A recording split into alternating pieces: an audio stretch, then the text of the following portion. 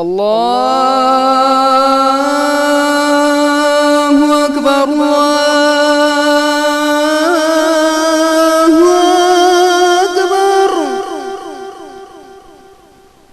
اللہ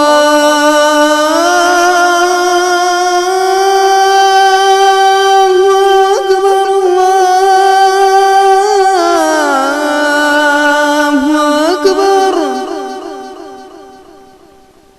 أشهد أن لا إله إلا الله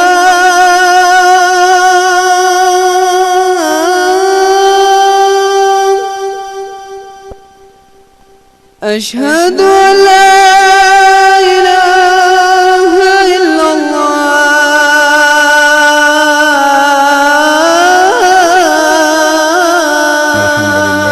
نحمده ونستعينه ونستغفره ونعوذ بالله من شرور أنفسنا ومن سيئات أعمالنا من يهده الله فلا مضل له ومن يضلل فلا هادي له وأشهد أن لا إله إلا الله وحده لا شريك له وأشهد أن محمدا عبده ورسوله أما بعد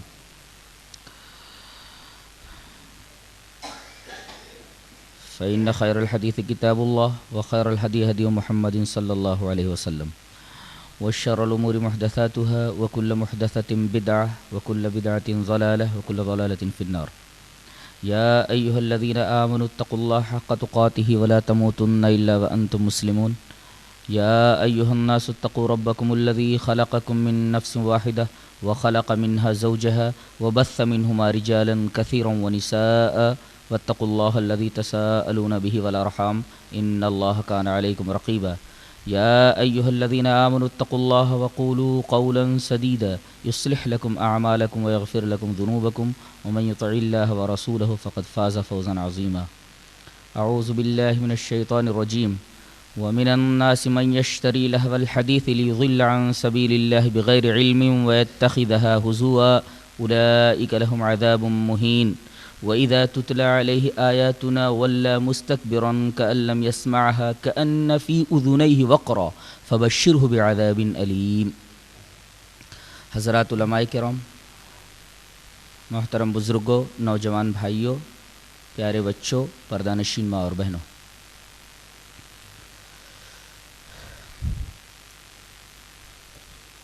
جنگ دو طریقے سے لڑی جاتی ہے.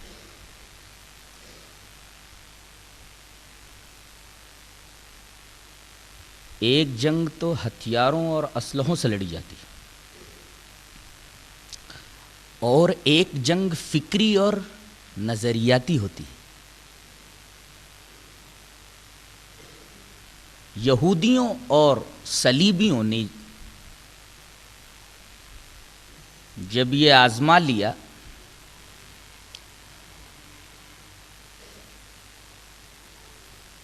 کہ مسلمانوں کو ہتھیاروں سے لڑی جانے والی جنگ میں شکست نہیں دیا جا سکتا، تو وہ فکری اور نظریاتی جنگ کے میدان میں اتر آئے اور انہوں نے سب سے پہلا ٹارگٹ اپنا مسلمانوں کے اخلاقی محاذ کو بنایا.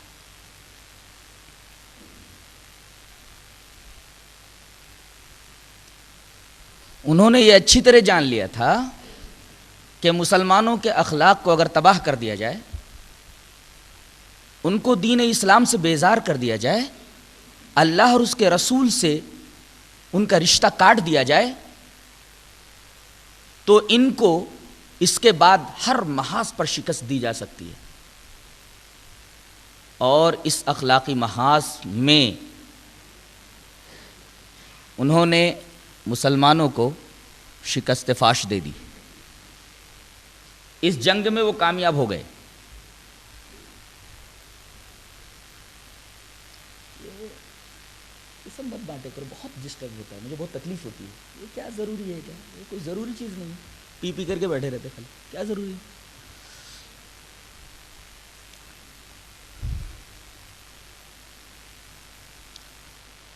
اس محاذ پر جیسا کہ میں نے بتایا کہ انہوں نے مسلمانوں کو شکست فاش دے دی۔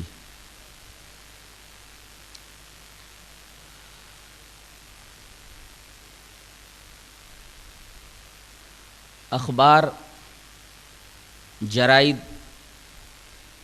رسائل، ابلاغ کے جتنے بھی ذرائع ہو سکتے تھے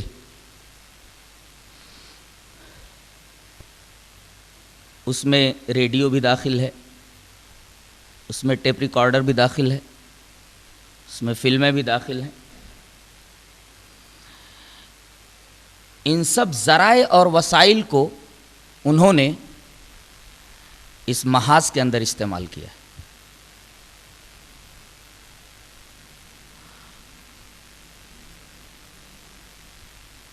تمام ذرائع ابلاغ اور وسائل ترسیل میں سب سے زیادہ انہوں نے اس اخلاقی محاذ پر ٹی وی کو استعمال کیا، اس لیے کہ اخبارات، رسائل، جرائد، میگزینز، ریڈیو، ٹیپ ریکارڈر، فلمیں، یہ سب کے اپروچ میں نہیں ہے،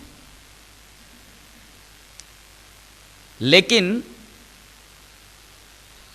کمرشل اداروں نے، کمرشل کمپنیوں نے یہ عزم کر لیا کہ اس ٹی وی کو ایک ایک گھر میں پہنچا دینا ہے۔ جیسے دیہاتوں میں پہلے لالٹین کی ضرورت ہوا کرتی تھی، ایسے ہی شہروں سے گزر کر کے یہ بلا دیہاتوں تک پہنچ گئی ہے، اور ٹی وی کے بغیر زندگی ناگزیر ہو گئی ہے۔ ٹی وی کے بغیر آدمی لگتا ہے کہ زندہ نہیں رہ سکے گا۔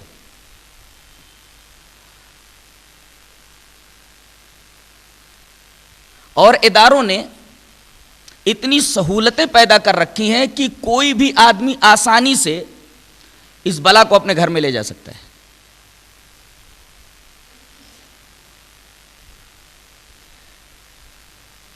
اس خطرناک چیز کے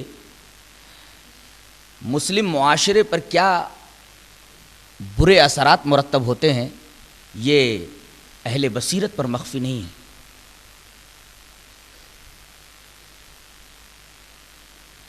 سب سے پہلا اثر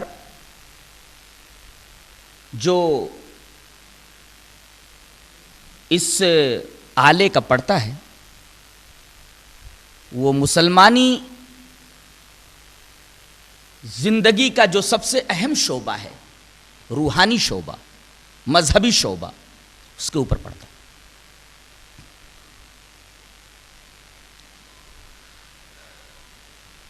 آپ دیکھیں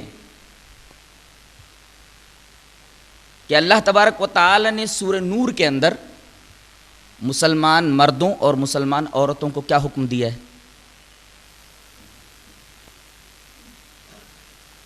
فرمایا گیا قُل لِّلْمُؤْمِنِينَ يَغُضُّوا مِنْ أَبْصَارِهِمْ وَيَحْفَظُوا فُرُوجَهُمْ ذَلِكَ أَزْكَىٰ لَهُمْ إِنَّ اللَّهَ خَبِيرٌ بِمَا يَصْنَعُونَ وَقُل لِّلْمُؤْمِنَاتِ يَغْضُضْنَ مِنْ أَبْصَارِهِنَّ وَيَحْفَظْنَ فُرُوجَهُنَّ وَلَا يُبْدِينَ زِينَتَهُنَّ إِلَّا مَا ظَهَرَ مِنْهَا وَلْيَضْرِبْنَ بِخُمُرِهِنَّ عَلَىٰ جُيُوبِهِنَّ، اور آخر میں یہ فرمایا گیا وَلَا يَضْرِبْنَ بِأَرْجُلِهِنَّ لِيُعْلَمَ مَا يُخْفِينَ مِنْ زِينَتِهِنَّ۔ سب سے پہلے مسلمان مومن مردوں کو یہ حکم دیا گیا کہ تم اپنی نگاہیں نیچی کر لو، تمہاری نگاہیں عورتوں کے اوپر نہ پڑیں، یہی تمہاری پاکیزگی کے لیے بہتر ہے، اس سے تمہاری زندگی پاکیزہ رہے گی، بصورت دیگر تمہاری زندگی تباہ ہو جائے گی، ناپاک ہو جائے گی۔ اور پھر مومنہ عورتوں کو یہ حکم دیا گیا وَقُل لِّلْمُؤْمِنَاتِ يَغْضُضْنَ مِنْ أَبْصَارِهِنَّ وَيَحْفَظْنَ فُرُوجَهُنَّ، کہ مومنہ عورتوں کو بھی چاہیے کہ وہ اپنی نگاہیں نیچی رکھیں، اپنی عفت کی حفاظت کریں اور اپنی زینتوں کو ظاہر نہ کریں، اپنے دوپٹوں کو اپنے سروں کے اوپر اور اپنے سینوں کے اوپر ڈالے رکھیں۔ اللہ تعالیٰ نے ان کے چہروں کو، ان کے پورے بدن کو اتنی عظمت عطا فرمائی ہے کہ حکم یہ دیا گیا کہ نکلو تو ان کو چھپا کر نکلو، کہیں کسی اجنبی مرد کی غلط نگاہ تمہارے بدن کے اوپر نہ پڑے، اس کی میلی نگاہ تمہارے بدن کے اوپر نہ پڑے۔ عورت کا جسم تو چھوڑیے، اللہ تعالیٰ نے اس کے پازیب کی جھنکار کو تقدس عطا فرما دیا ہے۔ فرمایا وَلَا يَضْرِبْنَ بِأَرْجُلِهِنَّ لِيُعْلَمَ مَا يُخْفِينَ مِنْ زِينَتِهِنَّ، تم اپنے پیروں کو زمین پر مار کر کے نہ چلو، زمین پر اپنے پیروں کو شدت کے ساتھ مت رکھو، کہیں ایسا نہ ہو کہ پیر زمین پر زور سے رکھنے کی وجہ سے تمہارے پازیب کی جھنکار لوگوں کے کانوں تک پہنچ جائے۔ اللہ تعالیٰ نے تمہارے پازیب کی جھنکار تک کو تقدس عطا فرمایا ہے، لیکن اس حکم کی خلاف ورزی کرتے ہوئے چاہے وہ مسلم مرد ہو، مومن مرد ہو، چاہے وہ مومنہ اور مسلمہ عورت ہو، ٹی وی کے سامنے بیٹھ کر کے مرد اجنبیہ عورتوں کے اوپر نگاہ گڑائے رکھتا ہے اور اس کے جسم کے نشیب و فراز کو گھورتا رہتا ہے، اور اسی طریقے سے مسلمہ عورتیں، مومنہ عورتیں بھی ٹی وی کے سامنے بیٹھ کر کے اجنبی مردوں کو گھورا کرتی ہیں، اجنبی مردوں کو دیکھا کرتی ہیں۔ یہ قرآن حکیم کی ان آیات کی صاف خلاف ورزی نہیں تو اور کیا ہے، جہاں دونوں طبقوں سے یہ مطالبہ کیا گیا ہے کہ وہ اپنی نگاہیں نیچی رکھیں۔ نگاہیں کہاں نیچی ہیں؟ تو گھور گھور کر کے یہ دونوں کے دونوں طبقے مردوں کو اور عورتوں کو دیکھتے ہیں۔ جو لوگ ایسا کرتے ہیں انہوں نے بہت ساری چیزیں حدیث کی روح سے اپنے اوپر حلال کر لی ہیں۔ ایک حدیث پاک میں آپ حضرات کے گوش گزار کرنا مناسب سمجھتا ہوں، امام بخاری رحمۃ اللہ علیہ اس کو کتاب الاشربہ کے اندر لائے ہیں، اور راوی حضرت ابو مالک اشعری ہیں۔ حضرت ابو مالک اشعری رضی اللہ تعالیٰ عنہ فرماتے ہیں کہ نبی کریم صلی اللہ علیہ وسلم نے ارشاد فرمایا، روایت اس طرح ہے کہ لَيَكُونَنَّ مِنْ أُمَّتِي أَقْوَامٌ يَسْتَحِلُّونَ الْحِرَ وَالْحَرِيرَ وَالْخَمْرَ وَالْمَعَازِفَ وَلَيَنزِلَنَّ أَقْوَامٌ إِلَى جَنْبِ عَلَمٍ يروح عليهم بسارحة لهم يأتيهم يعني الفقير لحاجة فيقول ارجع إلينا غدا فيبيتهم الله ويزع العلم ويمسخ آخرين قردة وخنازير إلى يوم القيامة، رواه البخاری فی کتاب الاشربہ۔ حضرت امام بخاری اس حدیث کو کتاب الاشربہ کے اندر لائیں، بخاری شریف میں۔ حضرت ابو مالک اشعری فرماتے ہیں کہ نبی کریم صلی اللہ علیہ وسلم نے ارشاد فرمایا کہ میری امت کے کچھ لوگ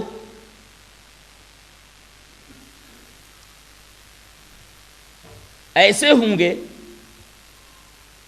جو زنا کو حلال کر لیں گے، زنا کو حلال سمجھیں گے، ریشم کو حلال کر لیں گے، ریشم کو حلال سمجھیں گے، شراب کو حلال کر لیں گے، شراب کو حلال سمجھیں گے، والمعازف اور آلات غنا، موسیقی کے، میوزک کے آلات کو حلال کر لیں گے، میوزک کے آلات کو حلال سمجھیں گے۔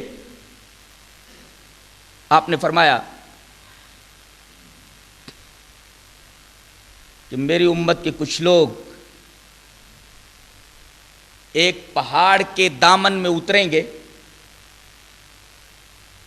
ان کے جانوروں کو لے کر کے ان کے نوکر ان کے پاس آئے جائیں گے، وہیں پر وہ پڑاؤ ڈالے رہیں گے، ایک غریب آدمی ان کے پاس آئے گا اور کہے گا کہ مجھے کچھ ضرورت ہے، میری ضرورت پوری کر دو، تو وہ لوگ بولیں گے کل ہمارے پاس آنا، ارجع الینا غدن، ہمارے پاس کل آنا۔ اللہ تبارک و تعالیٰ رات ہی میں ان کو تباہ کر دے گا، فیبیتہم اللہ، اور اس پہاڑ کو ان کے اوپر گرا دے گا، ویضع العلم، اور بقیہ دوسرے لوگ جن سے ایسی حرکتیں سرزد ہوں گی، جو زنا کو حلال سمجھیں گے، جو ریشم کو حلال سمجھیں گے، شراب کو حلال سمجھیں گے، موسیقی کے آلات کو اپنے اوپر حلال کر لیں گے، میوزک سنیں گے، میوزک کے آلات سے متاثر ہوں گے، ایسے لوگوں کے بارے میں اللہ کے رسول صلی اللہ علیہ وسلم نے ارشاد فرمایا کہ دوسرے لوگ جو رہیں گے اس طریقے کے، ان کو بندر بنا دیا جائے گا، سور بنا دیا جائے گا قیامت تک، ان کے چہروں کو مسخ کر دیا جائے گا، بندر بنا دیا جائے گا، سور بنا دیا جائے گا۔ یہ حدیث اس موقف پر بالکل واضح ہے کہ موسیقی کو حلال کرنا، میوزک کو سننا، یہ اللہ تبارک و تعالیٰ کے عذاب کو دعوت دینے کے مرادف ہے۔ اس کے ذریعے اللہ تبارک و تعالیٰ چہروں کو مسخ کر دے گا۔ اس حدیث کو سننے کے بعد مسلمانوں کو اس چیز سے کس قدر اجتناب کرنا چاہیے، بیان کرنے کی ضرورت نہیں ہے۔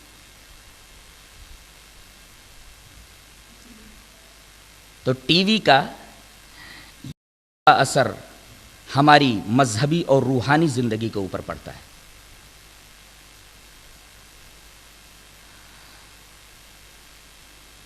آپ دیکھیں کہ ٹی وی کو دیکھ دیکھ کر کے اسلام کا جو ایک حکم ہے پردے کا، وہ کس قدر متاثر ہو رہا ہے۔ بے پردگی اب عام ہو گئی ہے، اور اس کا سبب یہی ٹی وی دیکھنا ہے۔ پہلے پردہ بالکل عام تھا، مسلم معاشرے میں پردہ بالکل عام تھا، لیکن اس بلا کے آ جانے کے بعد بے پردگی عام ہو گئی ہے، اور بے پردگی عام ہونے کی وجہ سے معاشرے سے حیا چلی گئی ہے، اور حیا کا چلا جانا ایک بہت بڑا المیہ ہے جس کے اوپر جتنا ماتم کیا جائے کم ہے۔ نبی کریم صلی اللہ علیہ وسلم کی ایک حدیث جسے حضرت امام بخاری کتاب الادب کے اندر لائے ہیں، راوی حضرت عبداللہ ابن مسعود رضی اللہ تعالیٰ عنہ ہیں، ذرا اس کے آئینے میں اس چیز کا جائزہ لیں۔ وان ابن مسعود رضی اللہ تعالی عنہ قال قال رسول اللہ صلی اللہ علیہ وسلم ان مما ادرک الناس من کلام النبوۃ الاولى اذا لم تستحی فاصنع ما شئت، رواہ البخاری فی کتاب الادب۔ حضرت ابن مسعود رضی اللہ تعالیٰ عنہ فرماتے ہیں کہ نبی کریم صلی اللہ علیہ وسلم نے ارشاد فرمایا کہ نبوت کی ابتدائی باتوں میں سے ایک بات یہ ہے کہ جب تمہارے پاس حیا نہ رہ جائے تو جو چاہے سو کرو۔ آج مسلمان شریعت کی خلاف ورزی جو دل کھول کر کے کر رہا ہے، حلال و حرام کی تمیز اس کے ہاں نہیں ہے، اس کی بنیادی وجہ یہ ہے کہ حیا ختم ہو گئی ہے۔ اس لیے کہ جب حیا ختم ہو جائے، نبیوں نے فرمایا، تو آدمی جو چاہے سو کرے۔ تو حیا کا معاشرے سے ختم ہو جانا ایک بہت بڑا المیہ ہے۔ آج عورتیں جو نقاب پہن کر کے پردے کی چیز اوڑھ کر کے جو نکلتی ہیں، ذرا غور کیجئے، یہ پردہ ہے؟ کپڑے کے اوپر کتنی آرائش ہوتی ہے، گولڈن بٹن ہوتے ہیں، خوبصورت اسٹیکرز ہوتے ہیں، سنہری ڈوریاں ہوتی ہیں، اور ایسے بیل بوٹے بنے رہتے ہیں کہ ان تمام چیزوں کو دیکھنے کے بعد ایک دین پسند آدمی یہ کہنے پر مجبور ہو جاتا ہے کہ جو چیز اخفائے زینت کے لیے تھی وہی زینت بن گئی ہے، جو چیز زینت کو چھپانے کے لیے تھی وہی زینت بن گئی ہے، کہ آدمی خامخواہ دیکھنا نہ بھی چاہے تو دیکھنے پر مجبور ہو جائے۔ کسی شاعر نے بہت اچھا کہا ہے، کہتا ہے خوب پردہ ہے کہ چلمن سے لگے بیٹھے ہیں. کیا بولتا ہے؟ خوب پردہ ہے کہ چلمن سے لگے بیٹھے ہیں، سانپ چھپتے بھی نہیں، سامنے آتے بھی نہیں. یہ پردہ ہے عورتوں کا. نبی کریم صلی اللہ علیہ وسلم کو خصوصی طور پر خطاب کر کے یہ کہا گیا تھا، جیسا کہ سورہ احزاب کے اندر ہے، یا ایھا النبی قل لازواجک وبناتک ونساء المؤمنین یدنین علیہن من جلابیبہن. اے نبی اپنی بیویوں سے کہہ دو، اپنی بیٹیوں سے کہہ دو، اور مومنوں کی تمام عورتوں سے یہ بول دو کہ وہ اپنے چادروں کے پلو اپنے سینے کے اوپر لٹکا لیں. ان کا سر ڈھکا ہوا ہونا چاہیے، ان کے سینے ڈھکے ہوئے ہونے چاہیے. لیکن آج تو مسلم لڑکی کے اوپر دوپٹہ تک بوجھ بن گیا ہے. بس نہیں چلتا کہ سر سے اور سینے سے دوپٹے کو اڑا کر پھینک دے. پردے سے اس قدر بیزار ہو گئی ہے کہ دوپٹہ سر اور سینے کے اوپر رکھنا اسے بوجھ لگتا ہے. یہ سب کچھ ٹی وی دیکھ دیکھ کر کے ہوا ہے.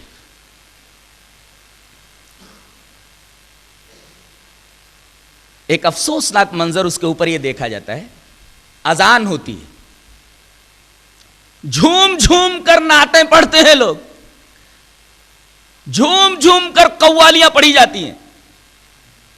ان قوالیوں کا کوئی ثبوت اسلام میں ہے؟ اور وہ نعتیں جو ٹی وی کے اوپر پڑھی جاتی ہیں پوری شرکیات اور خرافات سے بھری ہوئی ہوتی ہیں کہ نہیں ہوتی ہیں؟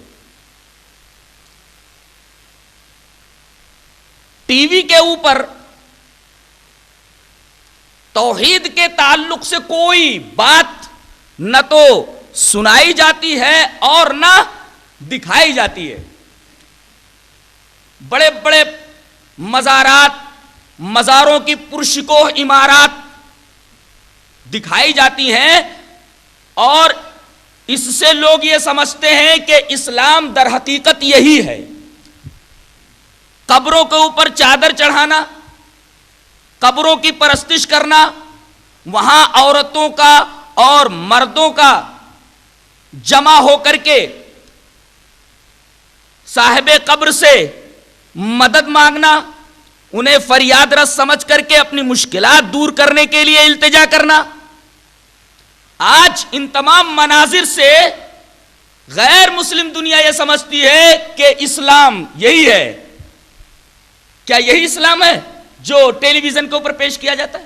کیا اس سے ہماری مذہبی اور روحانی زندگی حد درجہ متاثر نہیں ہو رہی ہے؟ کیا ٹی وی کے اوپر اسلام کی غلط شکل پیش نہیں کی جا رہی ہے؟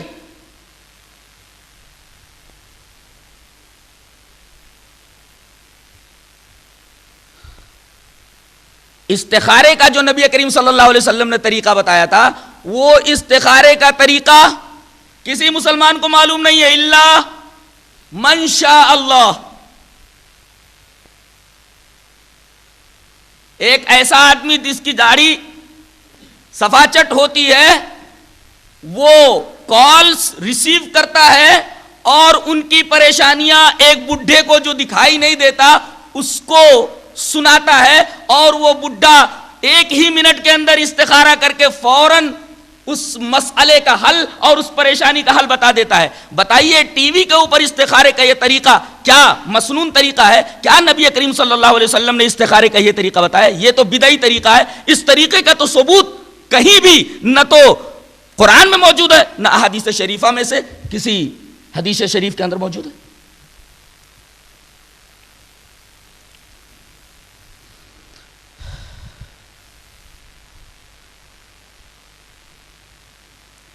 اب اذان ہوتی ہے، اذان ہونے کے بعد نعتیں پڑھی جاتی ہیں، قرآن کی تلاوت ہوتی ہے.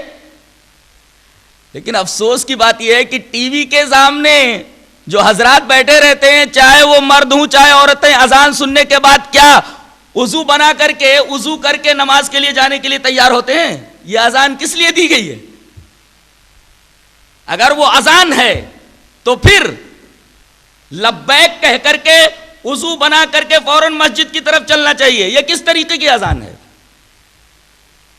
اور جانتے ہیں اس اذان کا اعلان اور تلاوت قرآن کا اعلان کون کرتا ہے؟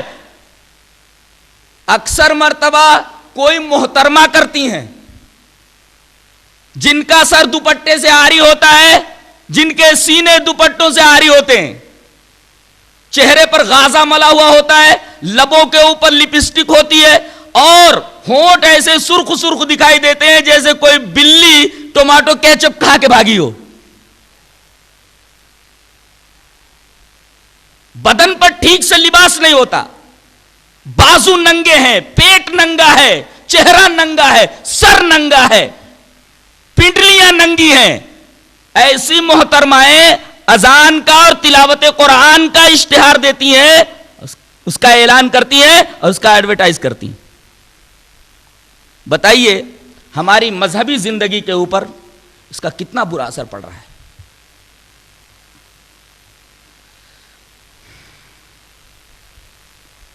بعض لوگ کہتے ہیں ہم ٹی وی اس لیے لے آتے ہیں، تھکے ہارے آتے ہیں، تھوڑی سی تھکن دور ہو جاتی ہے، ٹائم پاس ہو جاتا ہے. اللہ اکبر، کتنا خطرناک جملہ ہے. اللہ تبارک و تعالی نے یہ زندگی ہمیں دی ہے اور اس زندگی کے جو خوبصورت لمحات ہیں، ان لمحات کو ہمیں اس لیے دیا ہے تاکہ ہم ان کو ایسے ہی کل کریں، ایسے ہی پاس کر دیں، ایسے ہی گزار دیں. اس سلسلے میں چاہتا ہوں کہ حضرت ابن مسعود رضی اللہ تعالی عنہ سے مروی ایک روایت آپ کے سامنے پیش کر دو. بڑی پیاری روایت ہے اور یہ روایت حضرت امام ترمذی رحمۃ اللہ علیہ ابواب صفۃ القیامہ میں لائے ہیں اور علامہ البانی اسے سلسلۃ الاحادیث صحیحہ کے اندر لائے. راوی حضرت عبداللہ بن مسعود ہیں. روایت اس طرح ہے. وعن عبداللہ بن مسعود رضی اللہ تعالی عنہ عن النبی صلی اللہ علیہ وسلم قال لا تزول قدم ابن آدم یوم القیامت من عند ربه حتى يسأل عن خمس عن عمره فيما أفناه وعن شبابه فيما أبلاه وعن ماله من أين اكتسبه وفيما أنفقه وماذا عمل بما علم. رواه الترمذي في أبواب صفة القيامة. حضرت عبداللہ ابن مسعود فرماتے ہیں کہ رسول اللہ صلی اللہ علیہ وسلم نے ارشاد فرمایا کہ کل قیامت کے دن اللہ کے پاس سے کسی بھی آدم کی اولاد کا قدم اس وقت تک نہیں ہٹ سکتا جب تک کہ وہ اللہ کے 5 سوالوں کا جواب نہ دے لے. اللہ اسے 5 سوال کرے گا. پہلا سوال یہ کرے گا زندگی دی تھی، زندگی کے لمحات گزار کر کیسے آئے ہو؟ زندگی کا لمحہ لمحہ تم نے کیسے گزارا؟ ٹائم کو تم نے کیسے استعمال کیا؟ اور پھر عمر کا ایک خوبصورت حصہ ہوتا ہے جوانی. جوانی کے بارے میں اللہ پوچھے گا کہ جوانی کے یہ خوبصورت لمحات جو تمہیں عطا کیے گئے تھے کہاں گزار کر آئے ہو؟ اور مال کہاں سے حاصل کیا یہ پوچھے گا. مال کہاں خرچ کیا؟ عالم سے پوچھے گا علم کے مطابق کتنا عمل کیا. جب تک ان 5 سوالوں کے جوابات آدمی نہیں دے لیتا تب تک اسے اللہ تبارک و تعالیٰ کی بارگاہ سے اللہ کے سامنے سے ہٹنے کی اجازت نہیں ہوگی. پہلی بات آپ نے دیکھا کہ عمر کے بارے میں سوال ہوگا. گویا زندگی کا ایک ایک لمحہ بہت ہی قیمتی ہے اور جہاں تک آپ کو ٹائم پاس کرنا ہے، آپ ٹائم پاس کیسے کریں گے؟ اللہ تبارک و تعالی نے آپ کی زندگی کا ٹائم ٹیبل خود متعین کر دیا ہے. آپ ٹائم کیسے پاس کریں گے؟ کہاں آپ کی زندگی کا ٹائم ٹیبل متعین کر دیا گیا اللہ کی طرف سے؟ پڑھیے سورہ عصر، والعصر، زمانے کی قسم. What is time? زمانہ کیا ہے؟ زمانہ کسے بولتے ہیں؟ لمحات کے مجموعے کا نام زمانہ ہے. جیسے بہت سارے ریت کے ذرات ملتے ہیں تو پتھر کی چٹان بن جاتی ہے، ایسے ہی لمحات کے مجموعے کا نام زمانہ ہے. اللہ تبارک و تعالیٰ ان لمحات کے مجموعے کی قسم کھا کر کے بولتا ہے کہ تمام کے تمام انسان گھاٹے میں ہیں. تمہاری زندگی کا پورا ٹائم ٹیبل یہ ہے، الا الذین آمنوا وعملوا الصالحات وتواصوا بالحق وتواصوا بالصبر، یہ تمہاری زندگی کا ٹائم ٹیبل ہے۔ اگر ان کے علاوہ تم نے اپنی زندگی کے لمحات کہیں اور صرف کیے تو تم خسارے سے نہیں بچ سکتے۔ والعصر ان الانسان لفی خسر، زمانے کی قسم، لمحات کے مجموعے کی قسم، تمام انسان گھاٹے کے اندر ہیں، مگر 4 انسان گھاٹے میں نہیں ہیں۔ یہ انسانی زندگی کا ٹائم ٹیبل بنا دیا گیا ہے، مسلم زندگی کا، مومن زندگی کا ٹائم ٹیبل ہے۔ اس کے علاوہ ٹائم گزارنے کا اور کہیں آرڈر نہیں ہے، اور کہیں حکم نہیں ہے، اذن نہیں ہے، اجازت نہیں ہے۔ آپ کی زندگی کا ٹائم ٹیبل تو اللہ تبارک و تعالی نے متعین کر دیا ہے۔ آپ کو ٹائم پاس نہیں کرنا ہے۔ زندگی کے لمحات بڑی تیزی سے گزر رہے ہیں۔ زندگی کی بے ثباتی کا عالم یہ ہے۔ ہمارے ایک شاعر دوست نے کہا کہ دیکھنا ایک روز گر جائے گی دیوار حیات۔ کیا بولتا ہے؟ دیکھنا ایک روز گر جائے گی دیوار حیات، ریت کے ذرات کا ہے سلسلہ ٹھہرا ہوا۔ جس طریقے سے ریت کے ذرات کہیں جمع ہوں، ہوائیں چلتی ہیں اور ریت کے ذرات بکھر جاتے ہیں، ایسے ہی جیسے جیسے زمانہ گزرتا جا رہا ہے ہماری زندگی کے لمحات گزرتے جا رہے ہیں۔ کہیں میں نے پڑھا تھا کہ بغداد کے یا کہیں کے بازار میں ایک آدمی زور زور سے چلا رہا تھا، ارے بھائی میرا سامان جلدی سے خرید لو ورنہ میں تباہ ہو جاؤں گا، مجھے نفع تو ملے گا ہی نہیں، میرا سرمایہ بھی ہاتھ سے چلا جائے گا۔ لوگوں نے جب اس کی چیخو پکار سنی تو قریب آئے کہ بھائی کیا بیچ رہا ہے؟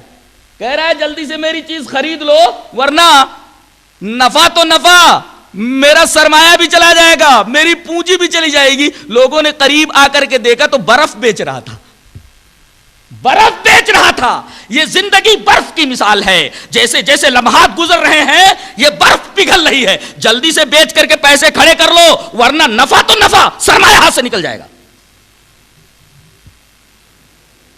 تو تم ٹی وی اس لیے لاتے ہو تاکہ ٹائم پاس کرو، ٹائم پاس کرنے کی اجازت کس نے دی ہے؟ اللہ تبارک و تعالی نے مومن زندگی کا ٹائم ٹیبل تو متعین کر دیا ہے، زمانے کی قسم کھا کر، اور زمانہ نام ہے لمحات کے مجموعے کا۔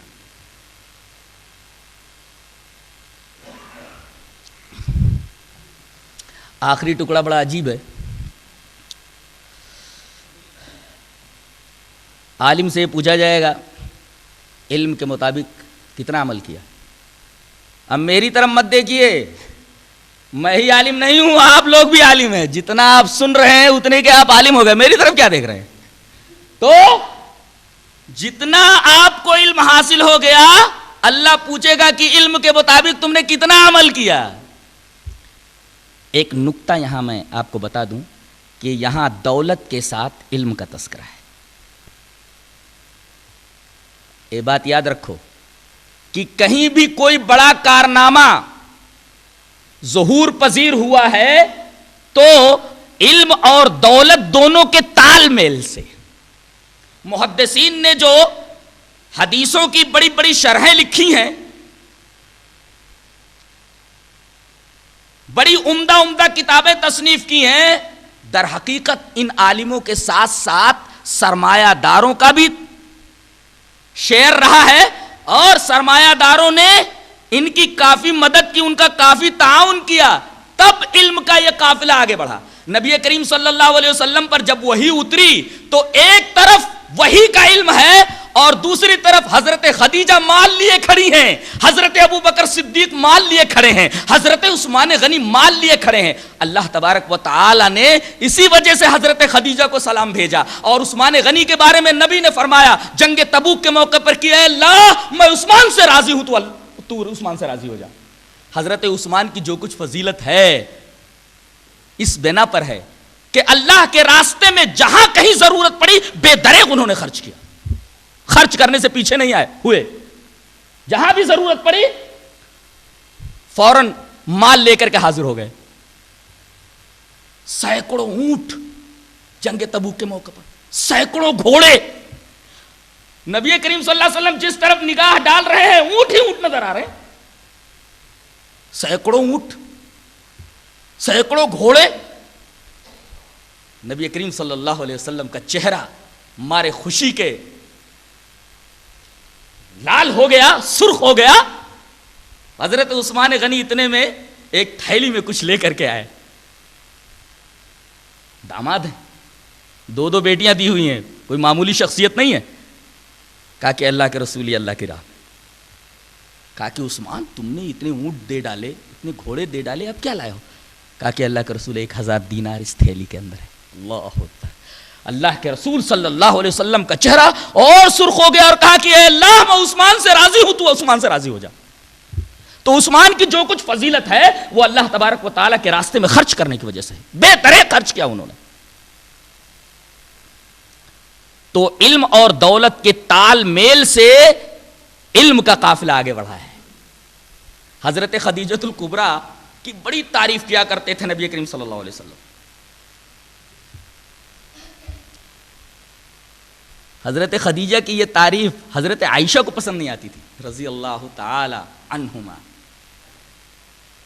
یہاں تک کہ جب تک ان کی وفات نہیں ہو گئی آپ نے دوسری شادی نہیں کی. محبت کا عالم دیکھی کہ کہیں میری خدیجہ کو تکلیف نہ ہو. اللہ, ان کے انتقال کے بعد ان کی سہیلیوں کو تحفے بھیجا کرتے تھے. ہمیشہ خدیجۃ الکبریٰ کا ذکر کرتے رہتے تھے. ایک مرتبہ غصے میں آ کر کے حضرت عائشہ نے کہا کہ اللہ کے رسول کیوں اس بوڑھی عورت کا ذکر کرتے رہتے, اللہ نے اس سے اچھی عورت آپ کو دے رکھی ہے. اپنے بارے میں بول رہی تھی, آپ ایک بوڑھی عورت کا ذکر کرتے رہتے ہیں. نبی کریم صلی اللہ علیہ وسلم کا خبردار, خدیجہ کے بارے میں ایسی بات آئندہ مت کہنا. ارے وہ میرے اوپر ایمان لائی جب لوگوں نے انکار کیا تھا, اور جب سارے لوگوں نے میرا ساتھ چھوڑ دیا تھا تو خدیجہ نے میرا ساتھ دیا تھا, اور جب میرے پاس کچھ نہیں تھا, میں محروم تھا, تو میری خدیجہ نے مال میرے لیے فراہم کیا تھا. خدیجہ کے میرے اوپر بہت احسانات ہیں, اور ساری اولاد تو انہی سے ہیں. نبی کریم صلی اللہ علیہ وسلم کا یہ انداز گفتگو دیکھ کر کے حضرت عائشہ رضی اللہ تعالیٰ نے افسوس کرنے لگی کہ کہاں میں نے خدیجۃ الکبریٰ کے بارے میں ایسی بات کہہ دی, نہ کہا ہوتا تو بہت اچھا ہوتا.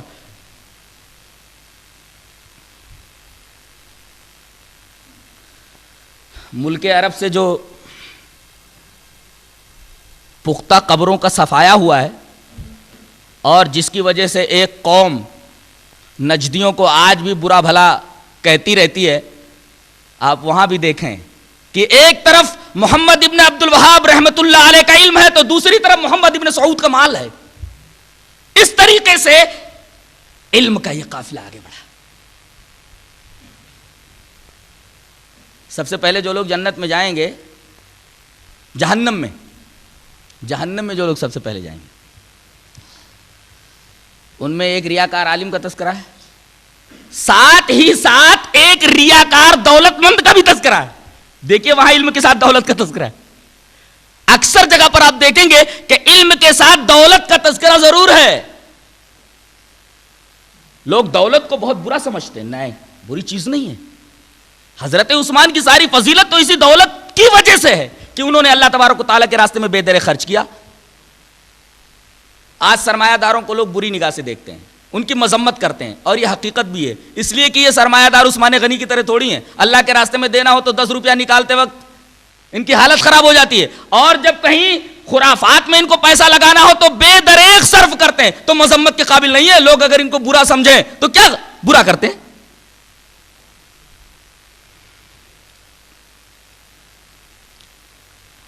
تو یہاں ایک سوال کا جواب تھا کہ ہم تھکے ہارے آتے ہیں اور ٹی وی کے سامنے اس وجہ سے بیٹھ جاتے ہیں تاکہ دن بھر کی تھکن دور ہو جائے, روح کو تسکین ملے.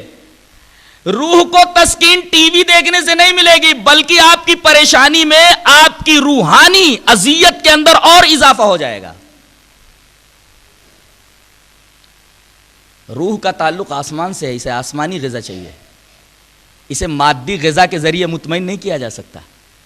اسے ٹی وی کے ذریعے, گانوں کے ذریعے مطمئن نہیں کیا جا سکتا. تھوڑی دیر کے لیے مطمئن ہو سکتی ہے آپ کی روح. اس کی مثال ایسے ہے جیسے کوئی بچہ بھوک سے دودھ کی وجہ سے رو رہا ہو, ماں کو اگر وقت نہیں ہے, کام میں مشغول ہے, تو سوچتی ہے کہ تھوڑی دیر بعد اس کو دودھ پلا دوں گی, لیکن بچہ رو رہا ہے. اب تھوڑی دیر اس کو چپ کرانے کے لیے کیا کروں تو وہ نپل اس کے منہ میں ڈال دیتی ہے. وہ نپل تھوڑی دیر تک وہ چوستا رہتا ہے. بتائیے اس نپل سے اس کا پیٹ بھرنے والا ہے؟ تھوڑی دیر کے لیے تو اسے سکون مل جائے گا, لیکن اصلی سکون کب ملے گا؟ جب ماں اسے اپنی آغوش میں لے کر کے اسے دودھ پلانے لگے. ماں کے دودھ سے اس کو سیرابی ہوگی اور اس کی پریشانی زائل ہوگی, اس کی تشنگی مٹے گی, اس کی بھوک مٹے گی. نپل سے تھوڑی دیر کے لیے وہ مطمئن ہو جاتا ہے. ایسے ہی حال روح کا ہے. تھوڑی دیر کے لیے تو اسے ان مناظر کے ذریعے مطمئن کیا جا سکتا ہے, لیکن حقیقت میں روح کو سکون نہیں ملے گا ان تمام چیزوں سے. روح کو اصلی سکون ملے گا اللہ تبارک و تعالیٰ کے ذکر سے, جیسا کہ سورہ رات کے اندر اللہ نے فرمایا الا بذکر اللہ تطمئن القلوب, جان لو کہ دلوں کو, روحوں کو اطمینان اللہ تبارک و تعالیٰ کی یاد سے ہوتا ہے. بہت ساری عورتوں کو یہ کہتے سنا گیا کہ کتنی بھی پریشانی ہو میں سورہ یاسین کی تلاوت کر لیتی ہوں تو دل کو سکون ہو جاتا ہے. اللہ, سچ مچ قرآن میں دل کا سکون ہے. اور یہ بات جو اس عورت نے کہی بالکل قرآن کے آئینے میں کہی ہے, اس لیے کہ قرآن حکیم جب کسی کو ممنوع قرار دیتا ہے, کسی چیز کو حرام قرار دیتا ہے, تو صرف حرام قرار دینے پر اکتفا نہیں کرتا بلکہ اس کا الٹرنیٹو بھی بتاتا ہے. مثلا اگر وہ ٹی وی سے روک رہا ہے تو اس کا الٹرنیٹو بھی بتا رہا ہے کہ یہاں اگر تم رک جاؤ گے, اس چیز سے تم کو روکا جا رہا ہے تو اس کا نعمت بدل ہم تمہیں دے رہے ہیں, الٹرنیٹو دے رہے ہیں. یہ الٹرنیٹو قرآن میں موجود ہے, ذرا غور کریں. خطبہ مسنونہ کے بعد میں نے 2 آیتیں پڑھی ہیں. اللہ فرماتا ہے وَمِنَ النَّاسِ مَن يَشْتَرِي لَهْوَ الْحَدِيثِ لِيُضِلَّ عَن سَبِيلِ اللَّهِ بِغَيْرِ عِلْمٍ. بعض لوگ ایسے ہیں جو لہو الحدیث خریدتے ہیں. لہو الحدیث سے مراد غنا ہے, آلات غنا ہے, اور یہ فحاشی کے مناظر ہیں. تو جو لہو الحدیث خریدتا ہے, لہو الحدیث کے ضمن میں ٹی وی بھی آ جاتی ہے, جو لہو الحدیث خریدتے ہیں کائے کے لیے؟ لیضل عن سبیل اللہ. قابل غور جملہ ہے یہ, تاکہ وہ اللہ کے راستے سے بھٹکا دے. ضلالت کا مطلب کیا ہے؟ جو اللہ کی طرف جانے والا راستہ ہے اس راستے سے ہٹا کر کے شیطان کے راستے کے اوپر ڈال دے. یہ ہے اضلال فی سبیل اللہ.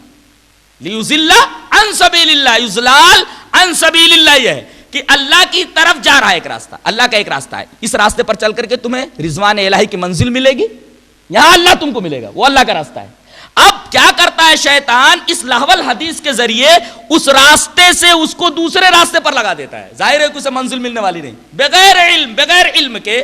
وَيَتَّخِذْهَا هُزُوًا, ابھی میں بتاؤں گا کہ وہ اس کو مذاق کیسے بنا لیتا ہے. اللہ تبارک و تعالی نے وعید سنائی کہ ایسے لوگوں کے لیے رسوا کن عذاب ہے. اچھا, اب لہو الحدیث خریدنا, لہو الحدیث استعمال کرنا, آلات غنا, آلات موسیقی, میوزک کے انسٹرومنٹس استعمال کرنا ناجائز قرار دے دیا گیا, تو اب اس کا نعم البدل کیا ہے؟ دوسری آیت کے اندر اس کا الٹرنیٹو بتایا گیا. وَإِذَا تُتْلَى عَلَيْهِ آيَاتُنَا وَلَّا مُسْتَكْبِرًا كَأَن لَّمْ يَسْمَعْهَا. ان کے اوپر جب اللہ کی آیتیں تلاوت کی جاتی ہیں تو تکبر سے وہ اس طرح پیٹ پھیر کر چل دیتا ہے گویا کہ اس نے اس کو سنا ہی نہیں, گویا کہ اس کے کانوں میں وقر ہے, گویا کہ اس کے کانوں کے اندر ٹھیٹھی دی ہوئی ہے.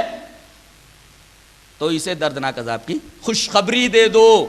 یہاں دیکھیے لہو الحدیث کے مقابلے میں قرآن کی آیات کو پیش کیا گیا. سکون حاصل کرنا ہے تمہیں تو یہ بات چھوڑ کر کے اس بات کو اختیار کرو. اور یہی بات امہات المومنین, ازواج مطہرات اور اہل بیت کو خطاب کر کے کہی گئی. وَقَرْنَ فِي بُيُوتِكُنَّ وَلَا تَبَرَّجْنَ تَبَرُّجَ الْجَاهِلِيَّةِ الْأُولَىٰ.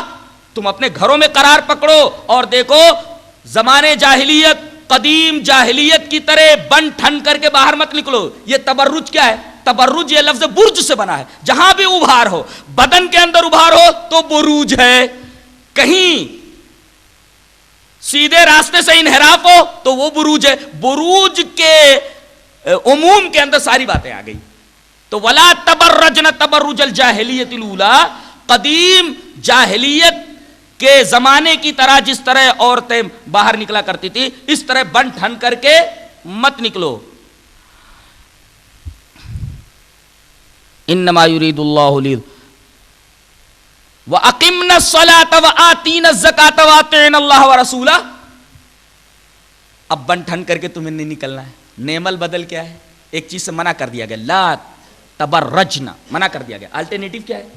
اب باہر نہ نکلو بن ٹھن کر کے. الٹرنیٹیو کیا ہے؟ وَأَقِمْنَا الصَّلَاةَ, گھروں کے اندر نماز قائم کرو. وَآتِينَا الزَّكَاةَ, زکات دو, صدقوں خیرات کرو. وَأَطِعْنَا اللَّهَ وَرَسُولَهُ, اللہ اور اس کے رسول کی اطاعت کرو. اس بات کا تمہیں حکم دیا جا رہا ہے. انما یرید اللہ لیذھب عنکم الرجس اہل البیت ویطہرکم تطہیرا. نماز قائم کرو, زکات دو, صدقوں خیرات کرو, اللہ اور اس کے رسول کی اطاعت کرو. اور آگے وَاذْكُرْنَ مَا يُتْلَى فِي بُيُوتِكُنَّ مِنْ آیَاتِ اللَّهِ وَالْحِکْمَةِ, جو تمہارے گھروں میں تلاوت کی جاتی ہے کتاب اور حکمت, یعنی کتاب و سنت کو یاد کرو, اس کو بیان کرو. وَاذْكُرْنَ, بیان کرو, یاد کرو قرآن اور حدیث کو. اس بات کا حکم ہے, یہ الٹرنیٹیو ہے. تب تمہارے گھروں کے اندر خیر و برکت آئے گی. بڑی بوڑھیاں پہلے بچوں کو لوریاں دے کر سلاتی تھیں. بچے شام کے وقت ان کے ارد گرد آ کر بیٹھ جاتے تھے, اور یہ بوڑھیاں نبیوں کے قصے سناتی تھیں, صحابہ کرام کے قصے سناتی تھیں. اور بچہ جب اونگنے لگتا تھا اور اونگتے ہوئے اچانک بیدار ہوتا تھا تو دادی اماں بولتی تھی, بیٹے کیا ہوا؟ کہا کہ میں ابو بکر صدیق جیسا بنوں گا. ایک بولتا ابو جہل کو مار ڈالوں گا. یہ جذبات پیدا ہوتے تھے بچوں کے اندر. آج دادی ماں اپنے کمرے میں تسبیح لیے بیٹھی رہتی ہیں, پڑھتی رہتی ہیں, حالانکہ اس تسبیح کا کوئی ثبوت نہیں ہے, انگلیوں کے اوپر تسبیح گننا چاہیے. وہ الگ کمرے میں بیٹھ کر کے اللہ اللہ کرتی رہتی ہیں, اور جب شوہر نامدار آتے ہیں تو ٹی وی کھول کر کے فوراً بیٹھ جاتے. بیوی کچھ بات کرنا چاہتی ہے, کہ ہٹ, میرا پسندیدہ پروگرام آ رہا ہے, برائے مہربانی پلیز ڈسٹرب مت کرو. اور بیوی اگر اپنا پسندیدہ پروگرام, وہ ساس بہو وغیرہ کا کوئی پروگرام آتا ہے نا, وہ کہانی گھر گھر کی وہ آ رہی ہے, اب بیٹے بیٹیاں, خاص طور سے بیٹیاں اور بیوی, یہ سب بیٹھ کر کے ایک ساتھ اس پروگرام کو دیکھ رہے ہیں. شوہر آ رہا ہے, اس کو نہانے کی ضرورت ہے, اس کو پانی کی ضرورت ہے, اس کو چائے کی ضرورت ہے.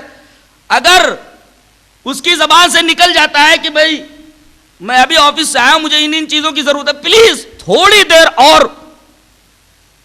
انتظار کر لو, یہ پسندیدہ پروگرام بس تھوڑی دیر تک اور ہے. اللہ اکبر. یہاں عورت اور مرد کے درمیان چپقلش, شوہر اور بیوی کے درمیان نزاع کی جو صورت پیدا ہو رہی ہے وہ اسی ٹی وی کی وجہ سے پیدا ہو رہی ہے.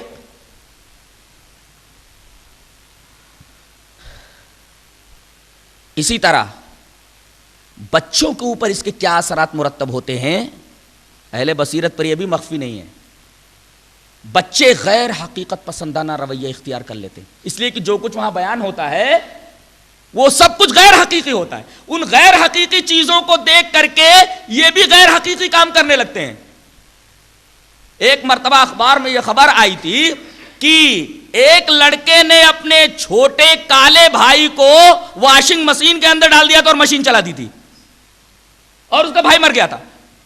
ماں باپ نے روتے ہوئے اس سے کہا, ارے تو نے ایسا کام کیوں کیا؟ کہا کہ ڈیڈی امی تم نے وہ ایڈورٹائزمنٹ نہیں دیکھا تھا جس کے اندر یہ تھا کہ میلے کچیلے اور کالے کپڑوں کو, کالی چیزوں کو اگر واشنگ مشین کے اندر ڈال دیا جائے تو اجلے ہو جاتے ہیں. میں نے اپنے بھائی کو اجلا بنانے کے لیے واشنگ مشین کے اندر ڈال دیا تھا. تو یہ غیر حقیقی باتیں دیکھ کر کے بچے غیر حقیقی کام کرنے لگتے ہیں, غیر حقیقت پسندانہ رویہ اختیار کر لیتے ہیں. اور جیسا کہ میں نے وہ حدیث بیان کی کہ جب تمہارے اندر حیا نہ رہ جائے تو سب کچھ کرو, بچوں کے اندر بے حیائی ٹی وی کی وجہ سے آئی ہے. یہاں تک کہ دو ملازم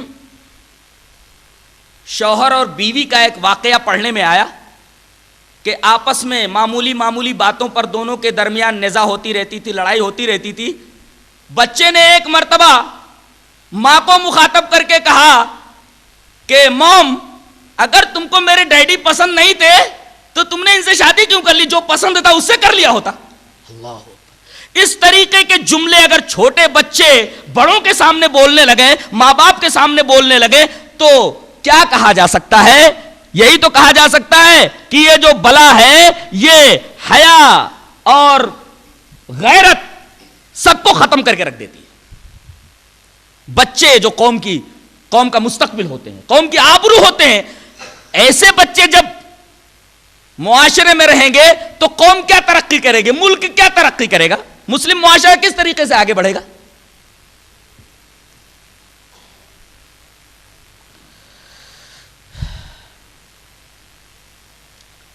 نبی کریم صلی اللہ علیہ وسلم کی ایک حدیث دیکھیں، بڑی پیاری حدیث ہے، حضرت ابن عباس رضی اللہ تعالیٰ عنہما سے، اور یہ روایت امام بخاری رحمۃ اللہ علیہ کتاب اللباس میں لائے. اس طرح ہے، وعن ابن عباس رضی اللہ تعالیٰ عنہما قال لعن النبی صلی اللہ علیہ وسلم المتشبہین من الرجال بالنساء والمتشبہات من النساء بالرجال. رواہ بخاری فی کتاب الادب، فی کتاب اللباس، لباس کے اندر یہ. حضرت ابن عباس رضی اللہ تعالیٰ عنہ فرماتے ہیں کہ نبی کریم صلی اللہ علیہ وسلم نے لعنت کی ہے ان مردوں کے اوپر جو عورتوں کی مشابہت اختیار کرتے ہیں، اور ان عورتوں پر لعنت فرمائی ہے جو مردوں کی مشابہت اختیار کرتی ہیں. ذرا لڑکیوں کو دیکھ لیجئے، انہوں نے قمیض اور شلوار اتار ڈالے، جینز پہنتی ہیں یہ لڑکیاں، اسکرٹ پہنتی ہیں، پڈلیاں دکھتی ہیں، شارٹ شرٹ پہنتی ہیں، گلے کھلے رہتے ہیں، سر ننگا رہتا ہے، چہرہ ننگا رہتا ہے، پنڈلیاں ننگی رہتی ہیں. عورتوں کو ننگا بنانے والا کون سا آلہ ہے؟ ٹی وی ہے. یعنی اب لڑکیاں لڑکا بن رہی ہیں، بال بھی انہوں نے چھوٹے کر لیے ہیں. لڑکوں نے کیا کیا ہے؟ بال بڑے کرنا شروع کر دیا، لڑکیوں نے بال کم کرنا شروع کر دیا ہے. لڑکے لڑکیاں بن رہے ہیں، لڑکیاں لڑکے بن رہے ہیں، اور دونوں نے لعنت خریدی ہے. لڑکوں کو آپ دیکھیے، بڑے بڑے بال، پونیاں بنائے ہوئے ہیں، کانوں میں رنگ لٹک رہے ہیں، اسی طریقے سے گلے میں لاکٹ موجود ہے، ہاتھوں میں کڑے موجود ہیں، اور انہوں نے جینز ایسی پہنی ہوتی ہے جو ٹخنے سے نیچے ہو کر کے زمین کو صاف کرنے کا کام بھی انجام دیتی رہتی ہے. تو لڑکے لڑکیاں بن رہے ہیں اور لڑکیاں لڑکا بن رہے ہیں، اور ان دونوں نے نبی کریم صلی اللہ علیہ وسلم کی لعنت خرید لی ہے.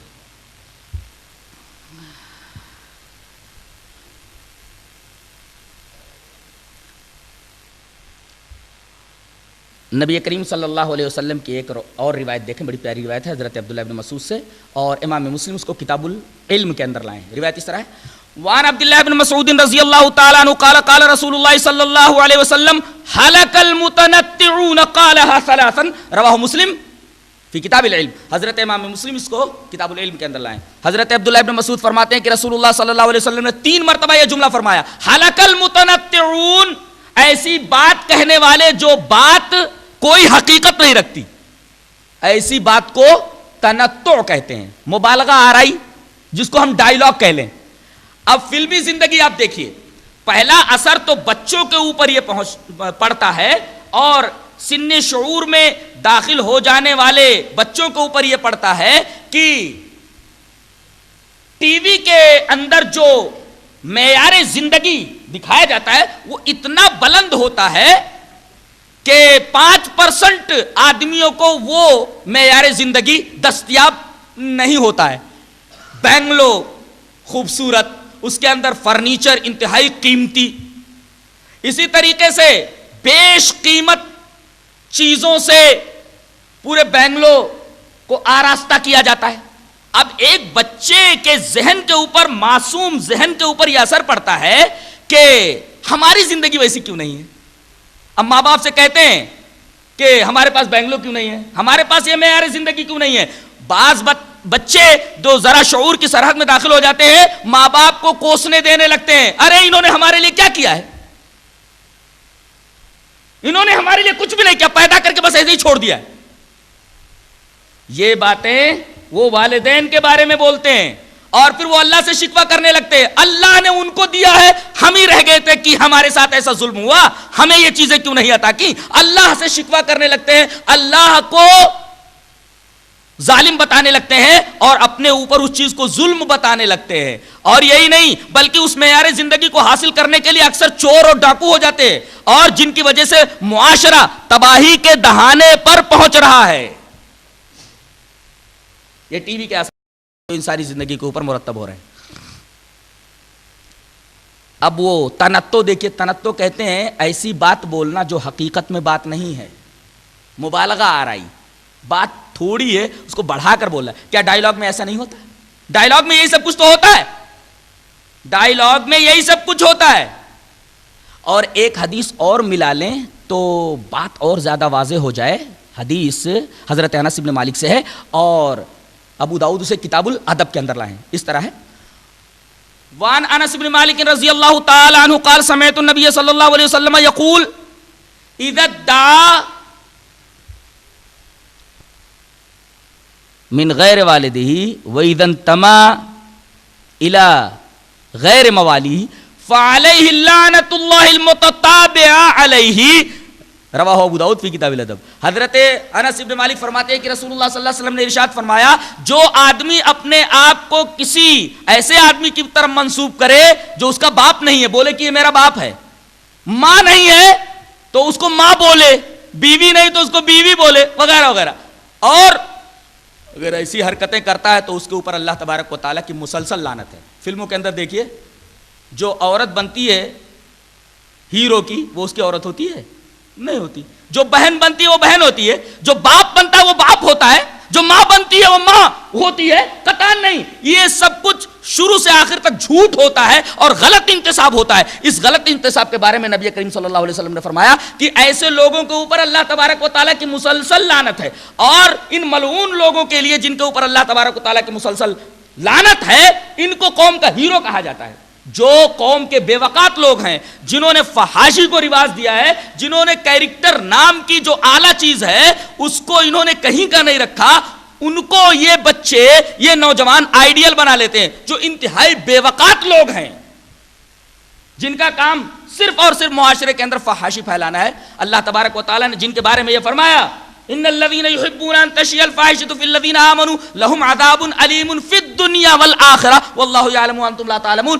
جو لوگ مسلم معاشرے کے اندر فاحشہ پھیلاتے ہیں، فاحشہ کسے بولتے ہیں؟ شہوانی جذبات کی بے اعتدالی سے جو چیز ظہور میں آئے اس کو فاحشہ بول دیتے ہیں. کیا ٹی وی کے اوپر شہوانی جذبات غیر معتدل نہیں ہو جاتے ہیں؟ غیر معتدل ہو جاتے ہیں. گویا کہ یہ فاحشہ پھیلانے کا ایک بہت بڑا ذریعہ ہے، اور ایسے لوگوں کے بارے میں فرمایا گیا کہ ان کے لیے دنیا کے اندر بھی عذاب علیم ہے اور آخرت کے اندر بھی عذاب علیم ہے.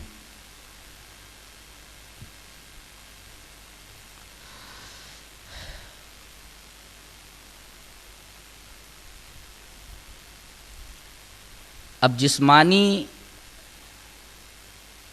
زندگی کے اوپر کیا اثر پڑتا ہے وہ تو اچھی طرح سے سب کو معلوم ہے، ڈاکٹروں سے اسے پوچھ لیں.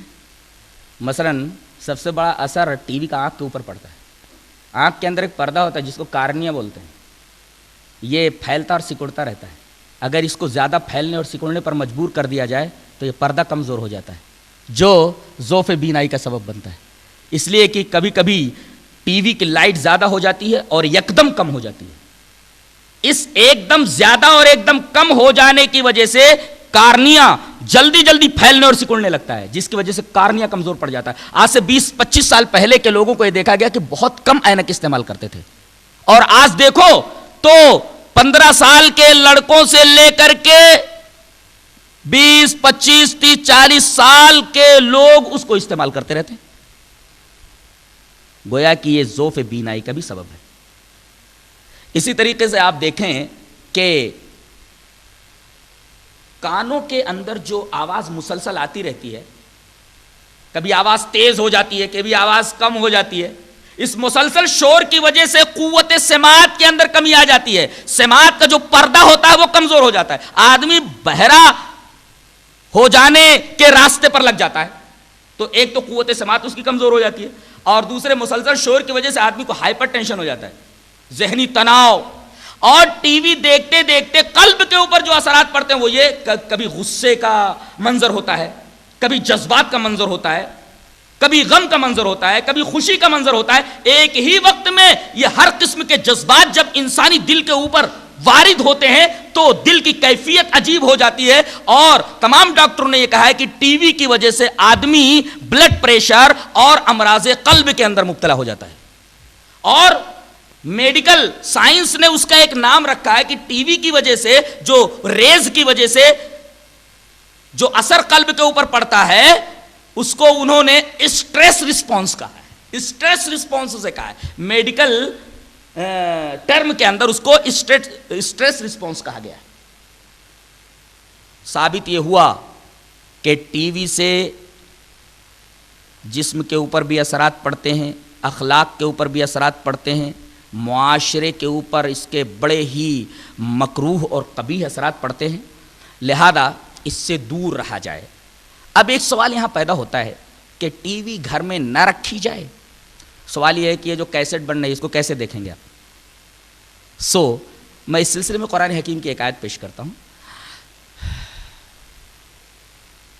سورہ بقرہ کے اندر ہے یسألونک عن الخمر والمیسر قل فیہما اثم کبیر ومنافع للناس. لوگ آپ سے شراب کے بارے میں اور جوئے کے بارے میں سوال کرتے ہیں کہ اس کے اندر تو کچھ فائدہ بھی ہے اور کبھی کبھی تو کروڑ پتی بن جاتا ہے آدمی جوئے میں، اور شراب سے بھی فوائد ہے.